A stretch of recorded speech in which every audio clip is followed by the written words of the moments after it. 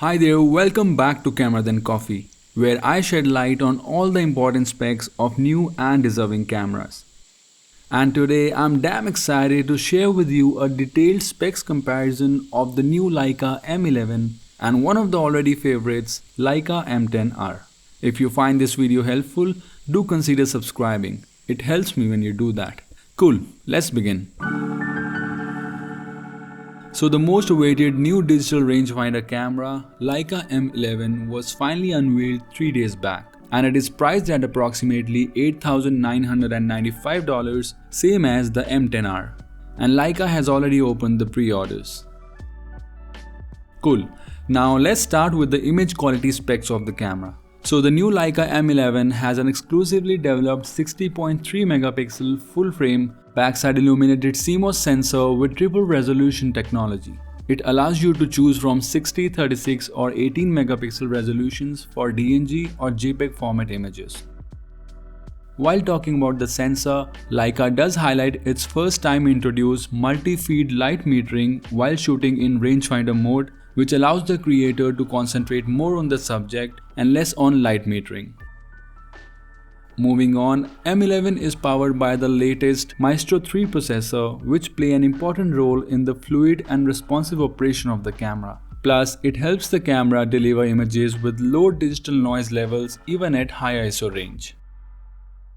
And together, the new sensor and the powerful processor will allow a continuous shooting up to 4.5 fps. Another thing which puts M11 ahead of M10R is the slightly wider ISO range, specifically the base ISO range, which is 64. And this is definitely gonna be one of the best parts for you on extremely bright days. Also, the M11 offers electronic shutter that supports a fast speed of 16,000th of a second, which is really a good addition. Even though you might not like it in some situations where you will get those rolling shutter kind of effect on your photographs. However, it won't be bad in every situation. Looking at the body of M11, we can easily say that it continues the legacy of its predecessors with its premium look and feel.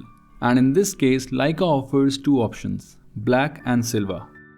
Though both the colors have full metal housing made of magnesium, but the top cover on the black one is made of aluminium versus the classic brass top cover on silver option, which makes the black one comparatively 20% lighter than the silver one. And that difference does matter because it's 110 grams. And yes, both the cameras have a leatherette cover that completes the look. This along with the function button at the back of the camera, which by the way used to be a live view button on M10R, plus the rear command dial which also functions as a button. So all these three buttons now give you more options to customize the camera functions according to your personal needs. Just long press the button and you will see all the functions that you can assign to that particular button. Moving on to screen, both the cameras have almost similar looking fixed touchscreen. But the one on M11 has 2.33 million dots, and you will surely notice this change in terms of screen brightness and clarity. Moving on to viewfinder, both the cameras have an identical one, but another new feature in M11 which will be really helpful to the creators is the live view stabilization. It's a shake reduction feature that will help you steady the shot at the time of focus peaking. Also, there is a significant difference in how the menu looks on both the cameras. The M11 has a more minimal and organized menu structure that will save you a lot of time while in action. Speaking of the battery, the new M11 has borrowed its battery housing design from the Q and SL models. You don't have to open a door anymore. Instead, there is an inbuilt base plate on the battery which forms the camera's outer surface, and you can directly access the battery by flicking a small lever. In short, there is an omission of the traditional base plate that needs to be unscrewed to swap out the battery and memory card on M10R. Okay, enough talking about the door, let's go inside and spend some time with the battery and the memory card.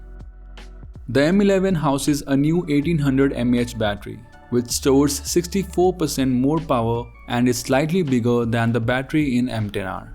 Also, the battery shares the parking slot with the memory card.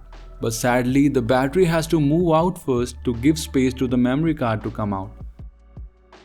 Anyways, the more interesting thing to talk about here is that the M11 has a dual memory concept. Yes, you heard it right. In addition to the UHS 2 SD card slot, the camera is also equipped with an internal storage capacity of 64 GB, which will allow creators to save image files simultaneously onto two different storage locations. And to the left of battery plus memory card compartment, we see an exposed USB-C port on the base of the camera, which can be used for data transfer as well as for charging the camera.